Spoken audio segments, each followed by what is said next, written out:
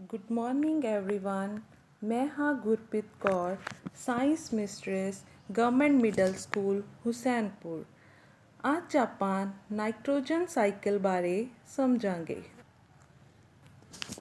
ਜਿਵੇਂ ਕਿ ਆਪਾਂ ਸਭ ਜਾਣਦੇ ਹਾਂ ਕਿ ਐਟਮੋਸਫੇਅਰ ਵਿਚਲੀ ਏਅਰ ਗੈਸਿਸ ਦਾ ਮਿਕਸਚਰ ਹੈ ਔਰ ਇਸ ਮਿਕਸਚਰ ਵਿੱਚ ਸਭ ਤੋਂ ਜ਼ਿਆਦਾ ਅਮਾਊਂਟ ਵਿੱਚ 78% ਨਾਈਟ੍ਰੋਜਨ ਗੈਸ ਪਾਈ ਜਾਂਦੀ ਹੈ। ਨਾਈਟ੍ਰੋਜਨ ਸਭ ਆਰਗੈਨਿਜ਼ਮਸ ਲਈ ਬਹੁਤ ਹੀ ਜ਼ਰੂਰੀ ਹੈ। ਬਟ ਪ੍ਰੋਬਲਮ ਇਹ ਹੈ ਕਿ ਐਟਮੋਸਫੇਅਰਿਕ ਨਾਈਟ੍ਰੋਜਨ ਨੂੰ ਨਾ ਤਾਂ ਪਲਾਂਟਸ ਔਰ ਨਾ ਹੀ ਐਨੀਮਲਸ ਡਾਇਰੈਕਟ ਯੂਜ਼ ਕਰ ਸਕਦੇ ਹਨ।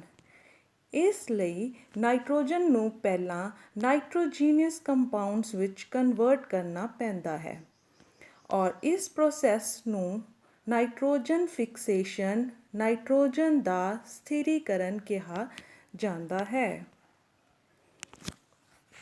ਇਸ ਪ੍ਰੋਸੈਸ ਵਿੱਚ ਸਾਡੀ ਹੈਲਪ ਕਰਦੇ ਨੇ ਲੈਗਿਊਮੀਨਸ ਪਲਾਂਟਸ, ਜਿਨ੍ਹਾਂ ਨੂੰ ਅਸੀਂ ਫਲੀਦਾਰ ਪੌਦੇ ਵੀ ਕਹਿੰਦੇ ਹਾਂ।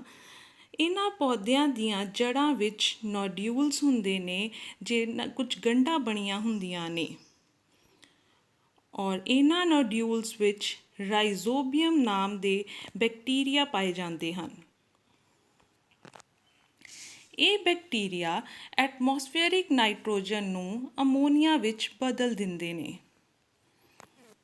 ਔਰ ਅਮੋਨੀਆ ਨੂੰ ਨਾਈਟ੍ਰੀਫਾਈਂਗ ਬੈਕਟੀਰੀਆ ਪਹਿਲਾਂ ਨਾਈਟ੍ਰਾਈਟਸ ਅਤੇ ਫਿਰ ਨਾਈਟ੍ਰੇਟਸ ਵਿੱਚ ਕਨਵਰਟ ਕਰਦੇ ਨੇ। ਨਾਈਟ੍ਰੋਜਨ ਫਿਕਸੇਸ਼ਨ ਇੱਕ ਹੋਰ ਤਰੀਕੇ ਨਾਲ ਵੀ ਹੁੰਦੀ ਹੈ, ਉਹ ਹੈ lightning strikes. Actually nitrogen molecule ਵਿਚਲੀ ਬੌਂਡਿੰਗ ਬਹੁਤ ਸਟਰੋਂਗ ਹੁੰਦੀ ਹੈ, ਜਿਸ ਨੂੰ ਤੋੜਨ ਲਈ ਬਹੁਤ ਜ਼ਿਆਦਾ ਐਨਰਜੀ ਦੀ ਜ਼ਰੂਰਤ ਹੁੰਦੀ ਹੈ। ਇਸ ਲਈ ਜਦੋਂ ਆਕਾਸ਼ੀ ਬਿਜਲੀ ਚਮਕਦੀ ਹੈ ਤਾਂ ਨਾਈਟ੍ਰੋਜਨ ਗੈਸ ਦੇ ਮੋਲੀਕਿਊਲਸ ਟੁੱਟ ਜਾਂਦੇ ਨੇ ਅਤੇ ਨਾਈਟ੍ਰੋਜੀਨੀਅਸ ਕੰਪਾਊਂਡਸ ਵਿੱਚ ਬਦਲ ਜਾਂਦੇ ਨੇ। ਇਸ ਤਰ੍ਹਾਂ ਨਾਈਟ੍ਰੋਜਨ ਦੇ ਨਾਈਟ੍ਰੇਟਸ ਬਣਨ ਤੋਂ ਬਾਅਦ ਪਲਾਂਟਸ ਇਹਨਾਂ ਨਾਈਟ੍ਰੇਟਸ ਨੂੰ ਮਿੱਟੀ ਵਿੱਚੋਂ ਐਬਜ਼ੌਰਬ ਕਰ ਲੈਂਦੇ ਨੇ। ਪਲਾਂਟਸ ਇਹਨਾਂ ਨਾਈਟ੍ਰੇਟਸ ਨੂੰ ਯੂਜ਼ ਕਰਕੇ ਪ੍ਰੋਟੀਨਸ ਬਣਾਉਂਦੇ ਹਨ। ਜਦੋਂ ਐਨੀਮਲਸ ਇਹਨਾਂ ਪਲਾਂਟਸ ਨੂੰ ਖਾਂਦੇ ਹਨ ਤਾਂ ਇਹਨਾਂ ਪ੍ਰੋਟੀਨਸ ਨਾਲ ਇਹ ਪ੍ਰੋਟੀਨਸ ਉਹਨਾਂ ਦੀ ਬੋਡੀ ਦੇ ਅੰਦਰ ਐਂਟਰ ਹੋ ਜਾਂਦੇ ਨੇ। ਇਸ ਤਰ੍ਹਾਂ ਪ੍ਰੋਟੀਨਸ ਦੀ ਫਾਰਮ ਵਿੱਚ ਨਾਈਟ੍ਰੋਜਨ ਆਰਗੈਨਿਜ਼ਮਸ ਦੀ ਬੋਡੀ ਅੰਦਰ ਐਂਟਰ ਕਰਦੇ ਨੇ। ਨਾਈਟ੍ਰੋਜਨ ਸੈਲਸ ਦੀ ਪ੍ਰੋਪਰ ਫੰਕਸ਼ਨਿੰਗ ਵਿੱਚ ਹੈਲਪ ਕਰਦੇ ਨੇ। ਡੈਡ ਪਲਾਂਟਸ ਔਰ ਐਨੀਮਲਸ ਦੇ ਵੇਸਟ ਵਿੱਚ ਵੀ ਨਾਈਟ੍ਰੋਜਨ ਮੌਜੂਦ ਹੁੰਦੀ ਹੈ, ਜਿਸ ਨੂੰ ਨਾਈਟ੍ਰੋਜੀਨੀਅਸ ਵੇਸਟ ਬੋਲਿਆ ਜਾਂਦਾ ਹੈ। ਟਾਈਮ ਬੀਤਣ ਨਾਲ ਜਦੋਂ ਇਹ ਵੇਸਟ ਡਿਕੇ ਹੁੰਦੇ ਨੇ, ਇਹਨਾਂ ਦਾ ਕਟਨ ਹੁੰਦਾ ਹੈ ਤਾਂ ਇਹਨਾਂ ਵਿੱਚੋਂ ਅਮੋਨੀਆ ਰਿਲੀਜ਼ ਹੁੰਦਾ ਹੈ। ਇਸ ਅਮੋਨੀਆ ਨੂੰ ਫਿਰ ਤੋਂ ਨਾਈਟ੍ਰੀਫਾਈਂਗ ਬੈਕਟੀਰੀਆ ਨਾਈਟ੍ਰੇਟਸ ਵਿੱਚ ਕਨਵਰਟ ਕਰ ਦਿੰਦੇ ਹਨ।